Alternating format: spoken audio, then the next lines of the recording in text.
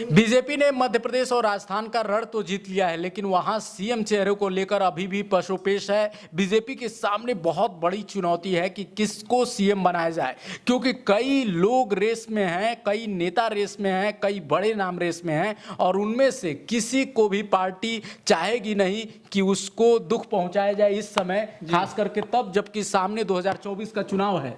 और यही वजह है रवि कि आप देखिए कि बीजेपी को भी टाइम लेना पड़ रहा है, क्योंकि सीएम का चेहरा इन लोगों ने चुनाव में नहीं रखा था और वो उस स्ट्रेटजी थी, उसमें कामयाब भी रहे, लेकिन अब वही चुनौती भी बन गई है। आपको क्या लग रहा है कि मध्य प्रदेश और राजस्थान में इस समय माहौल क्या है? इससे पहले भी सर थोड़ा सा पीछे जाइए तो यूपी में भी यही हुआ था। जब यूपी में पहली बार सीएम योगी जी को बनाया जाना था तो 2-3 चेहरे सामने किए थे, लेकिन ये एकदम लास्ट टाइम पे खुलासा हुआ कि योगी जी को सीएम बना दिया गया, चेहरा 2-3 रखा गया था। वही ये अब राजस्थान में और छत्तीसगढ़ में कर रहे हैं।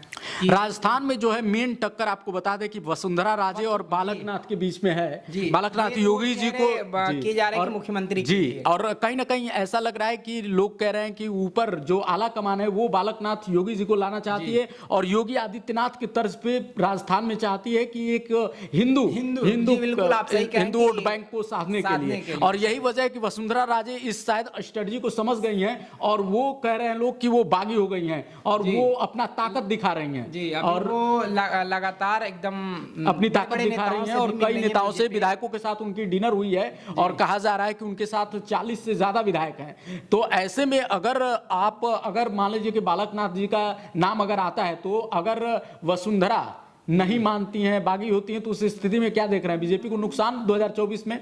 देखिए सर, दोनों जो नेता वसुंधरा राजे और बालकनाथ, ये दोनों लोग बड़े ही कद के माने जा रहे हैं, और अगर 40 विधायक हैं तो इनके लिए भी एक सही बड़ी बात है। और चूंकि पूर्व सीएम रह चुकी हैं वसुंधरा राजे, और बड़ा कद है। और अभी कल ही देखिए कि योगी जी मोदी जी की मुलाकात हुई है, तो इस पे चर्चा भी हुई है कि किसको कौन से राज्य में किसको सीएम बनाया जाए।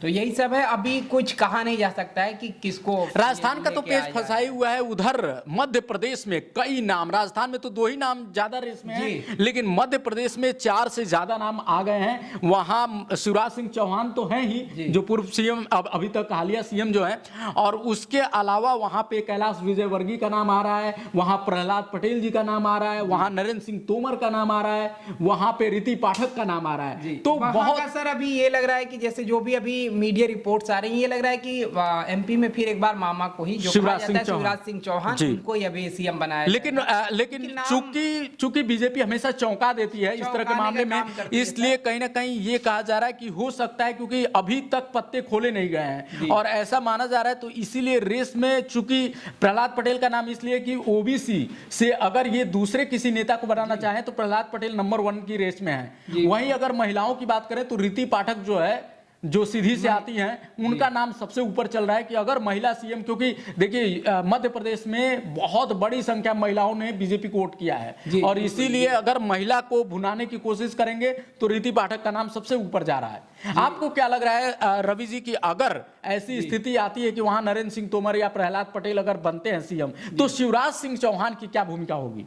देखिए अभी तक तो जो वो कह रहे हैं कि अगर पार्टी कोई भी डिसीजन लेती है, अगर मुझे मुख्यमंत्री पद नहीं दिया जाता है तो कोई बहुत दिक्कत नहीं है, क्योंकि मैंने अपने कार्यकाल में बहुत सही किया और बीजेपी से मैं सहमत रहूंगा, क्योंकि पार्टी का जो भी आदेश रहता है उसको। आप क्या उनकी भूमिका देख रहे हैं? केंद्र में जाएंगे? केंद्र में, हाँ सर, अगर पार्टी उनको सीएम नहीं बनाती है तो ये हो सकता है कि सेंटर में इनको लेके आ जाए, केंद्र में इनको कोई बड़ा। एक चीज और रवि, यहाँ पे मैं ये जानना चाह रहा था कि क्या यूपी की तर्ज पे वहां पे आप देख रहे हैं कि एक सीएम, दो डिप्टी सीएम बना दिए जाए, क्योंकि 2024 सामने है, ये किसी को चाहेंगे नहीं कि किसी को मन नाराज करें। हाँ, जो भी अपनी छवि लिए बनाए हुए हैं बढ़िया अपने, क्योंकि इनको भुनाना है 2024, जी उसी को टारगेट करके ये एक स्ट्रेटेजी बना रहे हैं, और थोड़ा थोड़ा सबको सस्पेंस। मुझे लग रहा है कहीं ना कहीं छत्तीसगढ़ में भी ये वही करेंगे, 1 सीएम 2 डिप्टी सीएम, और राजस्थान और यहाँ पे भी, क्योंकि जो प्रभुत्व वाले नेता हैं उनको जरूर ये चाहेंगे कि वो बने रहें बड़े पदों पे, ताकि उसको कहीं ना कहीं पद जाता है तो कोई भी नेता फ्रंट पे ना आए, लेकिन वो अंदर से एक उसको महसूस होगा कि पद चला गया है, और अगर वो सीएम रहा है या डिप्टी सीएम,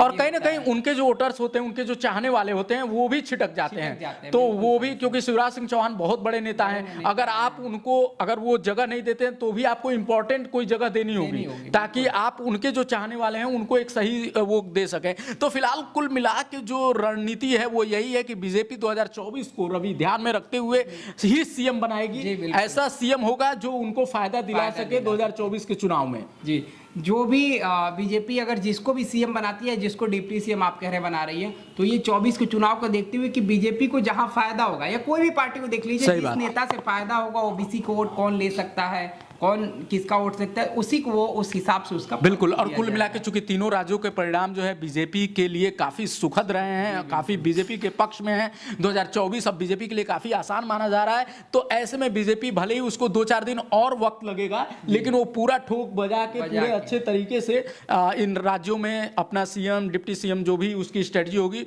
वो करेगा। लेकिन आपको क्या लगता है कि कौन सीएम बनना चाहिए मध्य प्रदेश, राजस्थान और छत्तीसगढ़ का? कमेंट में जरूर बताइए। मिलते हैं अगले वीडियो में। देखते रहिए लाइव न्यूज़ 24। नमस्कार।